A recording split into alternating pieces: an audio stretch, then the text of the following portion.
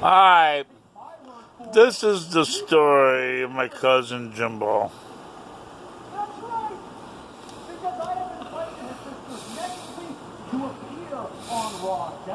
He was not very fucking smart.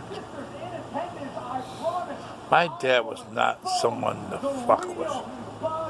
My dad was nice enough to bring him down from Montello, Wisconsin, so he can go to the Summerfest.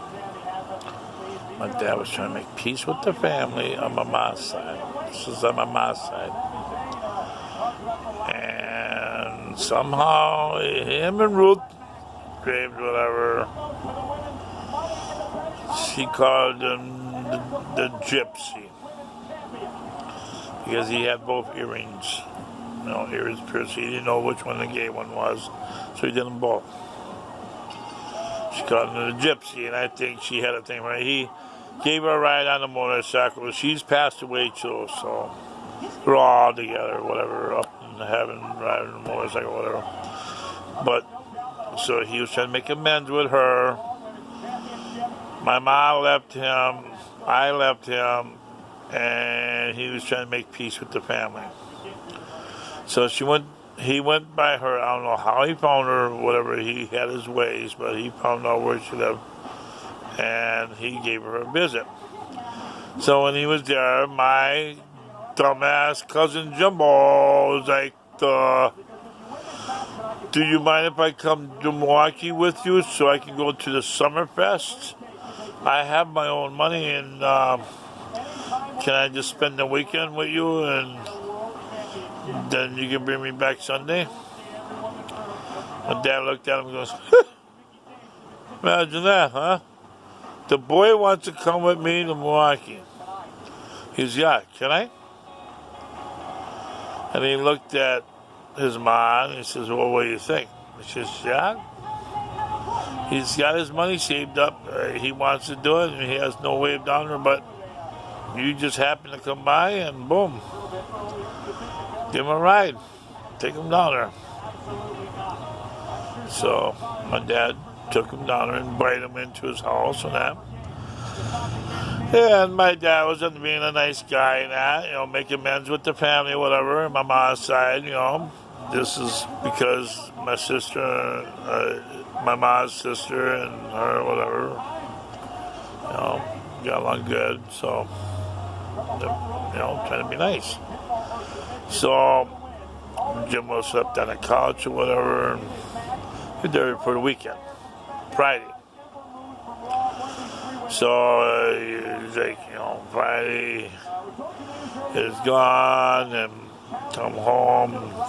My dad said he was making up some stew or whatever, and he comes in and he walks in the house, left the back door open for him, so he can come and go whenever he wanted.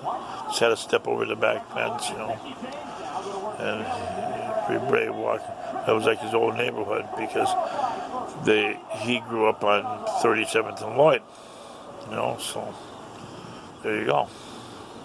Or 34th and Lloyd, something like that. 34th and Lloyd, kind of like we grew up on 24th and Brown. He grew up on 34th and Lloyd, so pretty much kind of the same area, same rating of. He got the shit beat out of him too because of Jimbo. Yeah, they beat the shit out of that Indian boy. His face was just as bad as mine. But it's like instead of get that honky, let's get that Indian boy. They beat the shit out of him. Anyways, he was a good runner. But he didn't weight lift like I did. But anyhow, so my dad was nice enough to let him stay with him for the weekend. Okay, so my dad told me everything.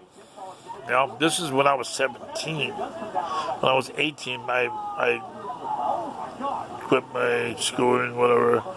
Then I came down to Milwaukee, and my sister and me stopped at his house, asked him if I could stay with him until she gets another place to live, because the place she lived was too small for me to be staying there. So I went out for about a year. And he says, I suppose, but you don't have to pay rent to live here. And I remember my dad telling me, as a child that I can't wait to the day that when you're 18, you're going to pay me rent to live here in that attic. Okay, whatever. So here it is, deja vu. You know? Thank you, David Diaz. Put me in that situation. He told me, hey, Dad or else go back home with your mom. So I wanted to go for my GED, whatever. So anyhow, yeah, David got me the job at McDonald's and that. Got my bicycle stolen. My dad talked me into buying this silver 10-speed dirt bike, just like the one I had. I had a black one, and it got stolen 3 times. I found it each time, but the 3rd time I didn't find it. It was gone. But anyhow, that's a different story. If you want to hear that story, you let me know. anyhow. So, here's Jimbo with my dad. My dad said that on Friday night he come back home, walks in the kitchen. My dad's making some stew or soup or whatever, you know. Had a kettle on the stove, you know, letting it cool off, whatever, you know, simmer or whatever. He says, Jimbo walked in the kitchen, picked up the cover, smelled it, and goes, huh, this for me? And my dad got a kick out of him because it's a fucking Indian. Yeah? You're Indian in this fucking house, yeah? And he had the black wavy hair or whatever, you know. My dad got a kick out of him. He was a chunky little fucking Indian boy, whatever. And he goes, my dad goes, he's sitting there at the table with his cowboy hat on. He goes, huh, I suppose. So then he got him a plate and he says, go ahead, help yourself, you know. There. He eats dinner, whatever, and he slept on the couch, and my dad slept in his bedroom, and that was it. That's Friday. Saturday. So my cousin Jimbo's gone early in the morning. He said he's gone early in the morning. Gone, you know. He wanted to go to the Summerfest. My dad was going to take him down. He said he was grown man, grown boy, whatever. He can do whatever the fuck he wants. He was 2 years older than me, so if I was 17, he was 18, 19. He was 19 years old. Same age as my sister. So he's gone early in the morning. Boom, he's gone. And then I guess later on he came back Saturday afternoon, you know, come back and did some shit with his luggage or whatever. My dad said he wasn't paying attention to him, but I guess later on that day my dad decides to take a shower. This is when the shit starts. So my dad's taking a shower, and my dad said that it was just in one bathroom. You know? So my dad was in there taking a shower. He had his pants, shirt, underwear, and everything sitting on the toilet with his wallet on top. You know, with his belt and keychain. You know, so he gets out of the shower, he gets dressed. So he heard Jimbo walking in, and he says, "You mind if I use the bathroom?" He goes, "Go ahead, just don't flush the toilet." So Jimbo put his clothes nice and neat down on the floor, whatever, took a piss, whatever, and then walked out. My dad's taking a shower, not thinking about nothing, you know. And he says that when he was done taking a piss, he put the clothes back the way it was. But he said he noticed that his wallet was still on the floor, to the side there. It's like, he forgot to put my wallet back on where it was. And my dad thought, oh, son of a bitch. He's gone. I hope that motherfucker didn't take any of my money. Because he come back in the middle of the day and then he left again. He said, my dad said at first, you know, he didn't think much about it, wasn't worried about it, you know, but then later on, he getting dressed and that, and put, you know, everything back together, and puts his wallet in his pocket, but then he's sitting there and he's doing his bills and that, and decide his wallet doesn't feel the same. So usually my dad sit at an angle because he had a big stack of money in his wallet. Well, the stack was smaller. So what the fuck? So he takes out his wallet, right away, Mr. Detective. Like I showed you in the other video, the person that made this comment wanted to know the rest of the story. Okay, here it is. Okay, my dad put all his money in order. He told me all this. My dad told me all this. He put all his money in order. Hundreds, 50s, 20s, 10s, fives, and singles. Well, he noticed that in the middle of the wallet bunch or whatever, he had $1,000. In the middle was kind of mixed up. He goes, whoa, let me straighten this shit out. What the fuck's going on here? I said, what the fuck? He had it all fucking nice and neat. Hundreds, 50s, 20s, 10s, 5s, and singles. Well, he had some 5s mixing in with some 20s. He had some 10s mixing with some singles. It's like, whoa, what the fuck? So he put it all back together the way it's supposed to be, and he was $175 short. I don't blame you if you're upset with me. Not good. I'm not. So Jimbo's gone. My dad was going to jump on his motorcycle, go downtown and look for his ass. He was going to go through that whole fucking Summerfest looking for him. But he just calmed down, smoked his cigar, drank his beer, and waited for him to come home. Jimbo comes home about 1:30 in the morning. And my dad's sitting there in a chair in the dark. So he opens up the kitchen door, walks in, and sees my dad sitting there. My dad gets up and walks out of the kitchen, goes in the front room.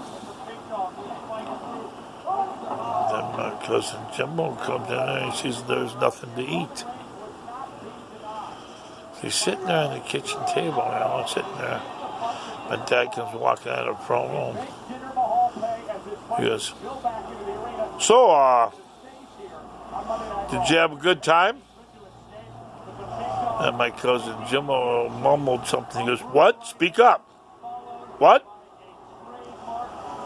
Yeah, I had a little bit of a good time. I ate some food and that, did some walking. I'm kind of tired. I'm just ready to go to bed. He goes, all right. Yeah. Good time to go to bed. Have a good night. So, my cousin, he gave my cousin something to think about. Now he's sleeping in the same house with a person he just stole from. So he's pretty guilty. My dad would sneak in and check up on him once in a while and make sure he's still there. And he said he laid on that couch with his hands folded on his chest, just like he was scared. He just wanted to go home. He had his shit packed and ready to go. So Sunday morning, my dad goes, well, you ready to go? And Jimbo's like, yep, ready to go. Huh, nothing to eat? Oh, we'll worry about that later. So then he says, you got your shit ready? You ready to go? And Jimbo's like, yep. So my dad's out there packing up his car or whatever, getting ready to go, and coming, and he goes, son of a bitch! Something ain't right. And so he went in his bedroom. Cousin Jimbo, he's antsy to leave. He wants to get the fuck out of there. My dad comes out of the fucking bedroom with his 357. He said that motherfucking Indian was so goddamn scared he was shitting and pissing in his pants. And my dad cocked back the fucking trigger, walked up to him, and put the gun right to his fucking head. And he said to him, Boy, you take my fucking money? Boy, don't you lie to me. Tell me the goddamn truth. Did you take my fucking money? And then he started doing like this and started crying. He goes, oh, what the fuck is this pansy shit? You take my goddamn money, yes or no? I'll blow your fucking brains out right here. And he started going like this. I just want to go home. I just want to go home. I'll take you fucking home, but tell me the goddamn truth. Boy, did you take my money? He had a gun aimed right at his fucking head. He could have blew his brains out right there.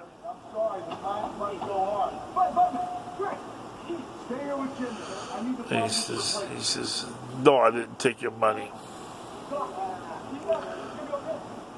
Yeah, loaded the gun, put it in his holster. He had a holster. Yeah, so he's like, fucking cowboy day. He put it in his fucking holster. He had his holster on. Oh, so you didn't take my money, huh?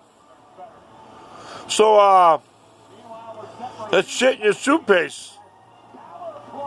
Where'd you get the money for that shit? I seen it all.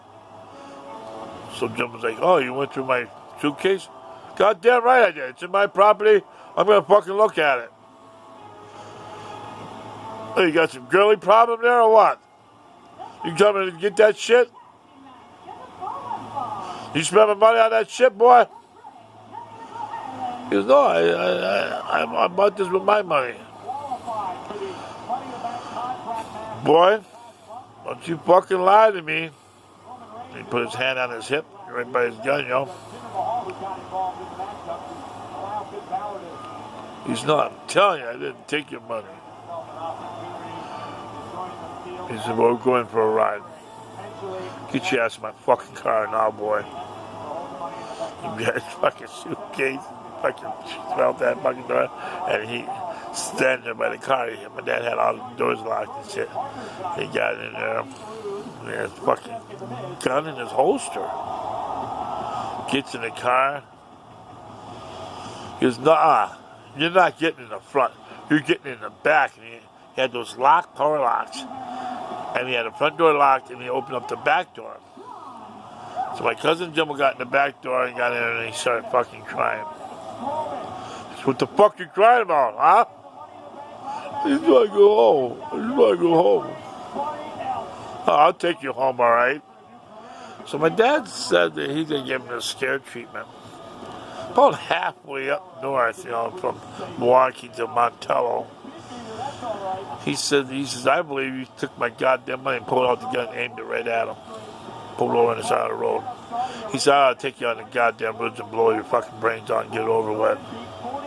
Did you take my fucking money and spent it on them fucking books, girly books? And he started crying again. He said, what is this pansy shit? Your mama's boy or what? Talk to me like a goddamn man. He got that gun aimed right in his fucking head. Did you take my goddamn money, boy? He said, no, I told you, I didn't take your money. Take me home. So yeah, my dad took him home. He says, as soon as he got to the front of his house, they had a driveway and shit, As soon as he got to the house, he unlocked the fucking door, and he fucking grabbed his suitcase, and he ran out, ran inside the fucking house, ran straight up to his bedroom and locked the door. So my dad comes walking in, knocks on the door, and my Aunt Penny lets him in. She says, it looks like we got a fucking problem here. She says, what now? Well, I got $175 missing from my fucking wallet, and your son said he didn't take it. Like, goddamn, I knew there was $1,000 in that fucking wallet, and $175 is gone. And I know your boy fucking took the shit, and I want my fucking money back, and I want it back now. And then my dad said he sat down on a fucking coffee table. She gave him a cup of coffee, told him, just sit down, relax, have a talk with him. So she went up there and she goes, Jimbo? Jimbo! What? You take Carl's money?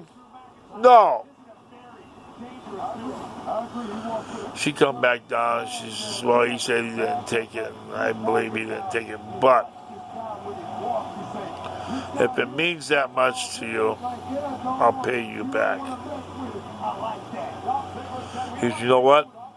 Keep your fucking money and tell your son he's never welcome in my house again. I'm sorry. Goodbye. He fucking drank his coffee and walked out, gave her a hug, and said goodbye. And that was it.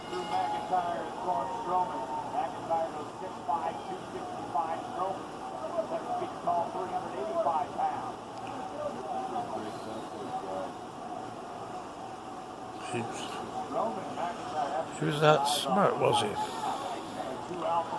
That fucking Indian boy.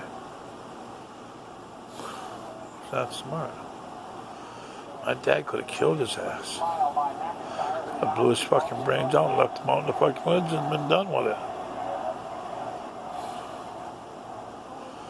But my dad had a big heart, just like me. You can fuck me once, but don't be fucking me twice, because the third time then the shit hits the fan. You know, I got a fucking stepbrother the same goddamn way. Sticky fingers, we call it. Sticky fingers. Sticky fingers. We let the shit go because we're good people. But don't try to fuck us again. Well, we won't give you a chance to fuck us again, because we just won't have nothing to do you. Like I said, I only act dumb and stupid until somebody comes along and try to take advantage of that. Anybody going to take advantage of a stupid person is no friend of mine. Psst. Hit the rich boy. No, I ain't stupid. I might act dumb, but I ain't fucking stupid. So this is the story of my cousin Jimbo. And right now, he's in a worse place than fucking... He probably thinks it's heaven, where he is now. They said he served his time, but he don't want to go because he says he don't feel safe being out in society. So I think he might be in Madonna, I'm not sure, but that's another fucking story. He who weeps the sole of his fucking bed may sleep in it. You see my bed? Nice king size orthopedic bed. Little crooked, little loppy, but hey. That's why I'm doing this YouTube channel. Hopefully someday that I'm gonna rise all this. You know? I don't mind what I have. I don't mind what I have. But I know I can do better. Especially with a woman. And all I can say is 5 words. YouTube, Carol Kish, subscribe. So, this is the story of my cousin Jimbo. He's lucky to be alive in so many ways. Because he didn't just screw my dad, he screwed the whole world. He screwed up his whole fucking life. And he's sitting. And he likes being where he is. Pretty sad though when his mom died. I heard about that shit. Yeah. When his own mother died, he had to have a special, moment that nobody could be there, and it just him and whatever, security guards or whatever, and boom, that's it. Get back into your little happy little box. I caught him Dumbo Jimbo. Dumbo Jimbo. He wasn't very smart. Even though he was in the army, whatever. No. The first time he raised his fist at me, because I knew he wasn't my family anymore. When he raised his fist at me like he wanted to hurt me, that's when I decided he's not none of my family. He's became a monster. I told my stepbrother Kenny, as I'm done with this fucker. And then my stepbrother Kenny goes, oh yeah? Watch what I do to him now. Two queers going at it, grabbing each other's balls and that. I guess my stepbrother overpowered him. He was 4 years older, so he was 2 years older than Jimbo. My stepbrother is 4 years older than me, but he was 2 years older than Jimbo, so he was able to control Jimbo. I think Jimbo was scared of him because he would tell him to stop. But my sick stepbrother would go another level forward. So like I said, I'm not allowed to talk about my family because it's all fucked up. It's all messed up. You know? Some things are left better off said than done. But I'm living for me. YouTube, crowd, kiss, subscribe. You know, I know nobody's perfect. But you're given one chance to make amends with God. When I experienced death, when I cut my arm off with the chainsaw, I found Christ. Oh God, let's not say, oh God, here we go. No, I'm not trying to preach it. I'm just telling you the truth. I pray to God every night that I can use my hand again. You know, I cut the fucker off. Alright? And I can use it. I can use it. The only thing I can't do is this is why I'm getting better at it. You know, I can't do that. I can't do that. I'm getting better at it. I'm getting better at it. This is the best I can do. I'm really trying. But see, you know, if I make a fist and I can't lift it up, I can't. That's my disability. I can't. I got 14% disability. But I cut the fucker off. You want me to squeeze your hand, I'll squeeze your hand. I can grab shit and I can hold on to shit. And the nurse told me it is assisted hand. It's assisted. This hand helps this hand. Oh, this hand gets stronger and it got bigger. This is the motherfucker that'll knock you out. Like that. I'm glad my phone's punch-proof. Is yours? YouTube, call, kiss, subscribe. Repeat. YouTube! Call, kiss, subscribe. Yeah. I love my Z2 Force phone. Yeah. It's punch proof. I punched it so many times with this hand that I think I got chip bone in there, but yeah, I punch it with this hand. Ooh. See that? And this is a big motherfucking hand. I love